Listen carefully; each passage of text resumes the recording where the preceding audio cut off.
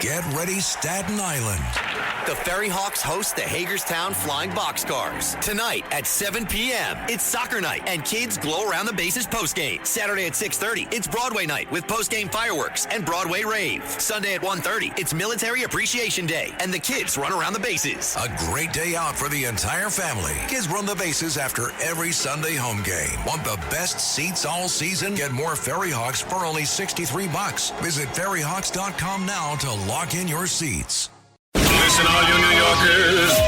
Excuse me. Taxi. Okay, man, we're looking around. This is the 77 WABC minicast. Well, from the great state of North Dakota, with us today is Senator Kevin Cramer. And Senator Cramer is in New York, and he has a few things to say. And I guess you're in New York. You want to go to that soccer game. I do. I'm going to the Brazil versus Morocco World Cup game on Saturday, and I love soccer. I have a son who played very high-level soccer and decided he'd rather make money right after graduating, so I'm good with that. But we're going to that game, and I used to be a college soccer referee, which was perfect, by the way, training for Congress. In fact, what was even better was youth soccer refereeing, because there's nobody in the stadium dumber than the referee.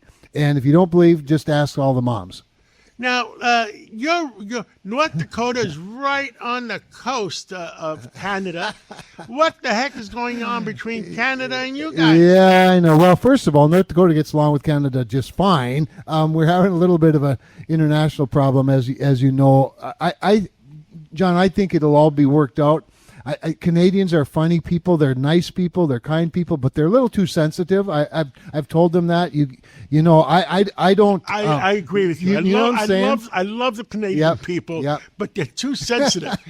They Right. got to learn how to take a joke sometimes. I told the National Post, they quoted me. It was kind of a funny sort of feature story about me being Canadian whisperer in Washington, but.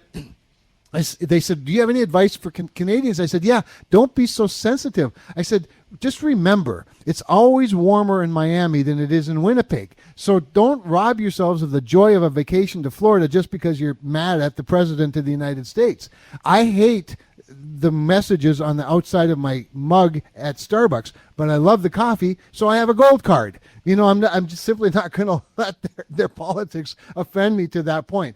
I do think they're too sensitive. Having said that, they are also quite dependent on the United States, and I think they don't like that very much, but Donald Trump understands that.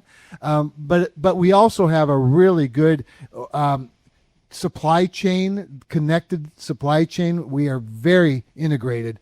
And that's being disrupted right now by some of the upheaval over the USMCA, the U.S.-Mexico-Canada agreement, and the time for renewal. Right now, it's not renewal so much as it is for a review, and that's what we're in the middle of right now.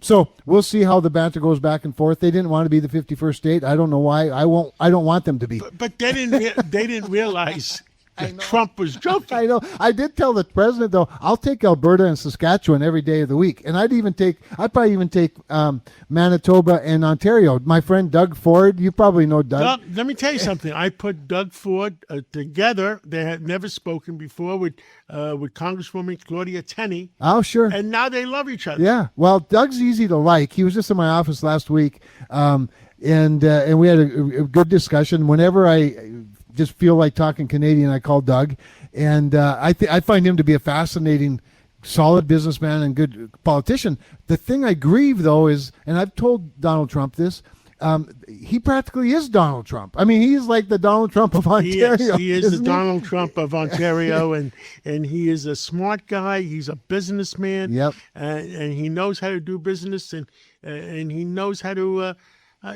communications. And, he does. That's important. Yeah. So I'm glad North Dakota is doing well. Yes. I'm glad now, like Claudia Tenney, who's right on the border with Doug, is doing well.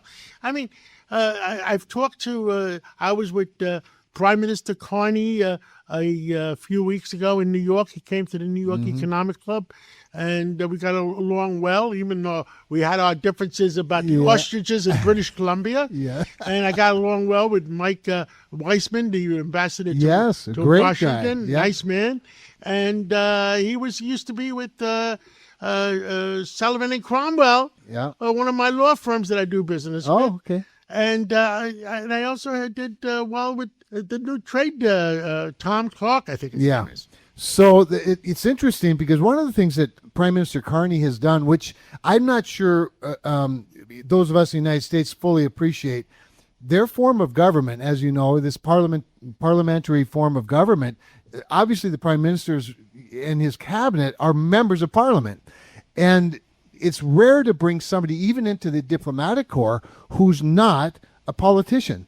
And in this case, he has brought in bankers like himself. He even started a new organization called, it's DIA, I think it's called DIA, the Defense Industry Group. And they're quasi-government, but they're led by a banker, not a parliamentarian. And I think that part of Canada's past, that Justin Trudeau, who put socialism on steroids, bringing some business-minded people to Canada makes all the sense in the world. I just want us to get our relationship with Canada squared away so that we can be part of it. North America has so much to bring to the table as a continent, not the least of which is energy. I was there with Prime Minister Carney at the New York Economic Club, and he said it exactly right. He said that our friendship together is more, the parts, the whole is worth more than the parts, and that working together, North America is a great power. So that's a great point, because this is what I think we have to understand. As you know, over 300 million, roughly almost 350 million people with 25% of the wealth of the world. We are the consumers of the world, even though we're 5% of the population. Canada's 40 million people really adds up to more than 40 more people when you combine the resources of the continent. When it comes to energy, John, together we are a powerhouse. We're multiple times Saudi Arabia and the Middle East. We are a powerhouse. North America, not even with Alaska, not even including the Arctic Ocean, which we should take a better charge of. We are the powerhouse of no question. Of the world. Now, one thing Mark Carney did do, and this was something I advised him the first time I met him, I went up to see him about a week after he was elected, is he has gotten on board with national defense. And our generals have confirmed that with me, that they are now at over 2% of GDP in Canada. This was something that Justin Trudeau was proud that he was reducing. Canada's contribution to its own national defense, and more importantly, to NATO. They're a founding member of NATO. He's now got them at 2% going toward 5%. Even the United States is only at about 3.5%. So these are big leaps for Canada, and I hope all of that is and I think that maybe the Europeans are finally realizing we still have a major problem with NATO. The European community has their own problem. And I think Greenland is very important to defend Europe and to be able to defend all of North America. It is. Whether it's our country or just a good ally, it's very important. But I think that this is one of the great gifts that Donald Trump has given to the world, even to those who don't know it's a gift yet. And that is getting Europe to take more ownership of their own security. As we look at the big fight in the South Pacific and looking at the big fight in China, we can't spread ourselves that thin. We still have to do more, John. We have to add to our national defenses. I'm on the Armed Services Committee. We passed the National Defense Authorization Act out of committee last week.